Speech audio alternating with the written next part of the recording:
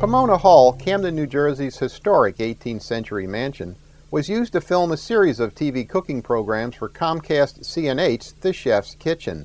Starring celebrity chef Walter Staib, the Pomona Hall shows are based on Staib's newest cookbook, focused on the traditional recipes used in Philadelphia's City Tavern during the 1700s. The tavern, managed by Staib, is a replica of the colonial city's most elegant eatery, but its kitchen facilities are those of an ultra-modern restaurant. But Staib wanted to film his shows for the book in a real open-hearth kitchen, and that brought him to the Camden County Historical Society's Pomona Hall. Dating to 1726, the building is restored to what it looked like in the 1780s, when it was the home of Marmaduke Cooper, one of the Delaware Valley's wealthiest businessmen.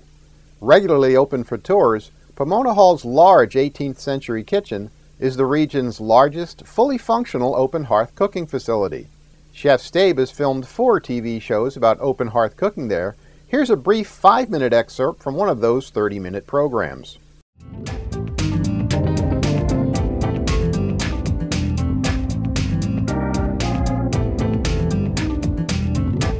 Welcome to the Chef's Kitchen. I'm your host, Tina Marie, and today I am joined by Chef Walter Staib of City Tavern Restaurant, and we are on location at the Camden County Historical Society, most specifically Pomona Hall, which was the 18th century mansion of one of the most influential men and families in this area. Correct. And it's fascinating because we are in an actual open hearth kitchen.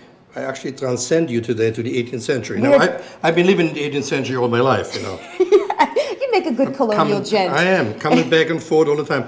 But the main thing is, you know, for the feature for my new book that's coming out, your which new is cookbook, 15 years of research in it, the only way that you can really appreciate it is actually cooking in the real way of the 18th century. So there I want to get the audience really an appreciation of what those people had to go through. So all the recipes that are in the book, 300 plus, are basically all being cooked on this kind of a setup. Right now we're going to make a dish that is relatively simple and was abundant at the time, which are grilled oysters or roasted oysters. When you open oysters, you see like this one I just did here, that didn't look so good, so don't use it.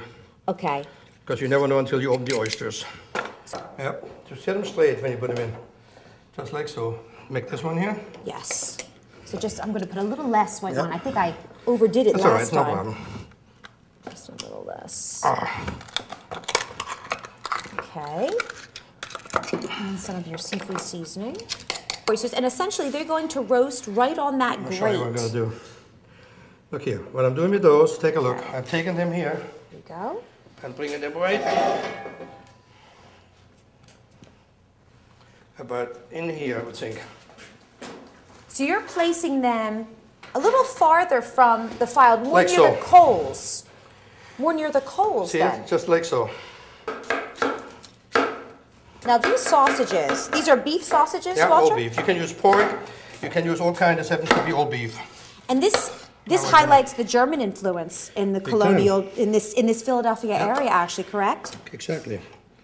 So what I'm going to do now, I'm going to take the sausages, you see how nice they are? It gets the flavor into it. Obviously, because of this beautiful fireplace, something you could not do easily at home. These sausages smell wonderful. But you could do it. You could do this at your barbecue out back without any problem. You could do it on your grill. Yeah. Right, or you can even pan fry them. Yeah. Right. Well, that's what we're doing. They are pan. They're going to pan fried as well. The oysters, look at, they're almost done already. So now the beer goes in here. So you're putting the ale right in. And because you made those diagonal slits, that's going to really penetrate the sausages and flavor them beautifully. See them? How they're cooking their own juices, this is how you want them. And the juices are actually boiling. That's exactly how you want them. Would you take this over there? Certainly can. Beautiful colonial style serving platter. Well, they look gorgeous, Walter. I love how your nice brown sauce is so thick and... The other thing also, goes without saying, to make this correct, you need a lot of muscle, a little bit. I'm sure the 18th century chef was nobody that was... I'd like to see the biceps on the 18th century women. I'm sure they had large ones because these are cast iron pots. These are heavy. You know how much this one weighs there? Can go up to 50 pounds a pot. All right. Luscious. And now we want to just taste it family style here. Okay, well, let's go ahead. Let's go ahead and indulge. So family style, this is how we would have eaten. Oh, man, that's good. Roasted oysters from the 18th century. That is delicious. Very good flavor. I would never believe this came from the Delaware, although it did it. Beautiful. That's wonderful. I love how the seasonings really come through. They're perfectly roasted. Okay, this is our delicious ale braised sausages. Compliments of our fine German colonists. Beautiful flavor. Nice smoky flavor. Simple, Beautiful. no? That rich sauce really penetrated the sausages.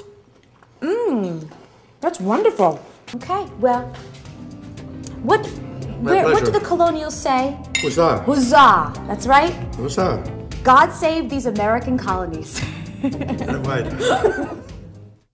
Chef Walter Staib's fourth and newest book, City Tavern, Recipes from the Birthplace of American Cuisine, is a gorgeously illustrated cookbook that includes a wealth of American culinary history.